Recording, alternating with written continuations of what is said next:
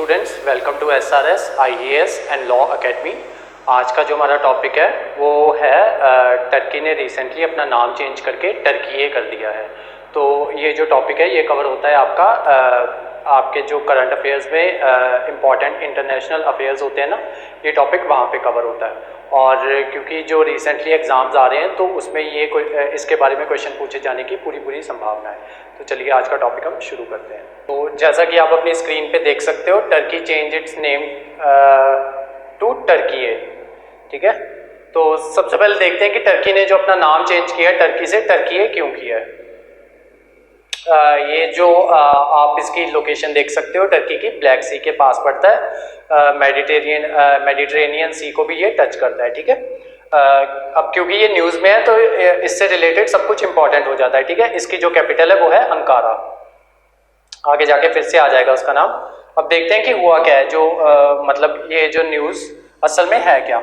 Turkey will now be known as Turkey at the United Nations after the intergovernmental body agreed to a formal request for the name change from Ankara। जो United Nations है वहाँ पे इन्होंने request की है कि जो इनका नाम है उसको चेंज करके टर्कीये कर दिया जाए। और जो दूसरी जो यूएन की जितनी भी ऑर्गेनाइजेशंस हैं वहाँ पे भी अब इसका नाम चेंज करके टर्की से टर्कीये कर दिया जाएगा। जो यूएन है उन्होंने जो इनकी रिक्वेस्ट थी उसको रिसीव कर लिया है और पिछले हफ्ते ही जो इनकी रिक्वेस्ट थी उसको रिसीव कर लिया था और जो उसका नाम था वो चेंज कर दिया गया है। ठीक है, UN accepted the name change the UN's acceptance of this name change marks the start of a familiar process of adoption by other similar bodies and international organizations। जो कि मैंने आपको बताया अभी कि जो दूसरी ऑर्गेनाइजेशंस हैं यूएन की ही, या जैसे WHO हो गई या दूसरी ऑर्गेनाइजेशंस होगी, अब वहाँ पे भी टर्की को टर्की ना कह के टर्कीये बोला जाएगा। नेक्स्ट देखते हैं, the process of branding of countries name started last year. मतलब जो इसका प्रोसेस था वो लास्ट ईयर ही शुरू हो गया था। दिसंबर 2020 में जो कंट्री के जो प्रेसिडेंट हैं इनका नाम नोट कर लीजिएगा। अब क्योंकि टर्की इंपॉर्टेंट है ना, तो टर्की से रिलेटेड जितनी भी स्टैटिक इन्फॉर्मेशन है वो आपको पता होनी चाहिए। आपसे सवाल पूछा जा सकता है कि वो कंट्री है उनके प्रेसिडेंट का नाम क्या है। तो जो उनके प्रेसिडेंट है उनका नाम है रेसिप तैयब एर्दोगान और ये काफ़ी न्यूज़ में भी रहते हैं। ठीक है, तो इन्होंने एक स्टेटमेंट जो थी वो इशू की थी। उन्होंने बोला था कि जो the word Turkey represents and express the cultural civilization and values of Turkish nation in the best way. वो कहते हैं कि जो टर्की की जगह जो नाम टर्कीये है या वर्ड टर्की है वो बेस्ट रिप्रेजेंट करता है कंट्री की वैल्यूज को, उसके कल्चर को और उसकी सिविलाइजेशन को। हालांकि जो उसके जो सिटीजन्स थे वो भी पहले इसको टर्कीये ही कहा करते थे, लेकिन जब इस पे ब्रिटिश वालों का राज हो गया, मतलब जब ब्रिटिश ने इस पे कब्जा कर लिया टर्की पे, तो जो उसका नाम था उसको एंग्लिसाइज्ड कर दिया गया था। ठीक है, तब से उसको टर्कीये को टर्की कहा जाने लगा था। तो ये रीज़न बताते हैं उसके प्रेसिडेंट कि हम नाम चेंज क्यों कर रहे हैं। अब देखते हैं कि जो टर्की है वो क्यों मतलब चाहता है कि जो उसको टर्कीये बुलाया जाए। तो जैसा कि मैंने आपको बताया था कि जो इस पे कब्जा हो गया था इनका ब्रिटिश का, तो जो उसको इंडिपेंडेंस मिली वो मिली 1923 में।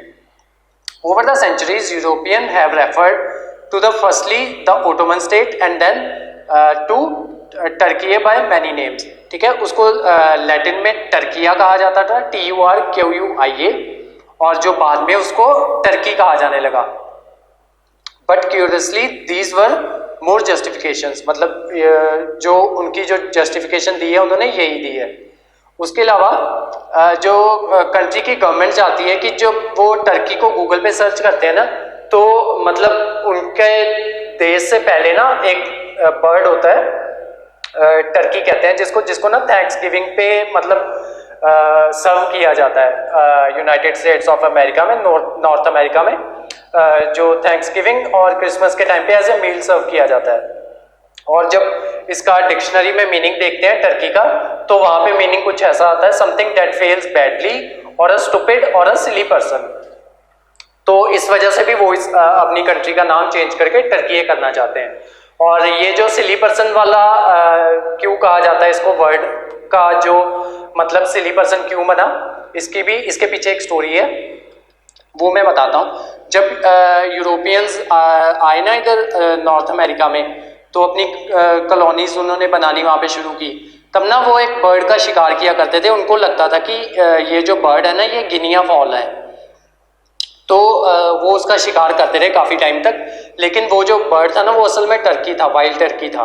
तो उस वजह से मतलब काफ़ी टाइम तक जो ये यूरोपियंस थे ये उसको गिनिया फाउल ही समझते रहे। तो जिस वजह से उसका नाम जो टर्की वर्ड का जो मीनिंग है ना वो पड़ गया सिली पर्सन या स्टूपिड पर्सन, ठीक है। क्योंकि वो अपनी बेवकूफ़ी की वजह से उसको एज्यूम करते थे कि ये गिनिया फाउल है।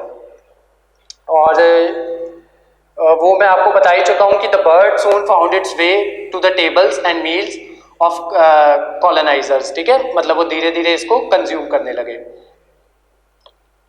तो अब जो नाम चेंज किया है उसके लिए गवर्नमेंट क्या करने जा रही है, क्योंकि पहले तो इसको टर्की बुलाया जाता था, ठीक है। बहुत से लोगों के मुंह पे टर्की ही चढ़ा होता है, ठीक है। तो अब वो उस चीज को बदलने के लिए गवर्नमेंट क्या करने जा रही है, तो government has started a major rebranding campaign where made in Turkey will featured in all the exported products. मतलब जितने भी इसके एक्सपोर्टेड प्रोडक्ट्स होंगे ना टर्की के, अब उस पर मेड इन टर्की ना लिख के मेड इन टर्की लिखा जाएगा। और उसके अलावा BBC additionally reports that in January this year the government also launched a tourism campaign using hello Turkey. मतलब अब जो भी टर्की में जाएगा ना वहाँ पे उन्होंने कैंपेन शुरू किया गया, तो वहाँ पे आपको जगह जगह पे हेलो टर्की लिखा हुआ मिल जाएगा एज ए टैगलाइन। उसके अलावा BBC reports that while supporters of the government back the move it has found a little takers outside that circle given the economic crisis that country is undergoing। मतलब कि जो तो Erdogan के जो followers है ना उन्होंने तो एक्सेप्ट कर लिया है कि इसको टर्की ही बोला जाएगा, लेकिन जो वहाँ की जो दूसरी जनता है वहाँ पे ना असल में क्राइसिस चल रहा है। वहाँ पे वो काफ़ी हो गया है, जो प्राइसेस हैं वो काफ़ी राइज कर गए हैं, और उसके अलावा जो वहाँ पे अनएम्प्लॉयमेंट है वो भी काफ़ी ज़्यादा है। तो जो दूसरे लोग हैं उनका ये कहना है कि ये एक पॉलिटिकल स्टंट है और ये सिर्फ नाम चेंज करके लोगों का जो असल मुद्दे हैं उससे जो ध्यान है वो भटकाना चाहते हैं। तो ये जो दूसरे लोग हैं उनकी ये धारणा है वहाँ पे।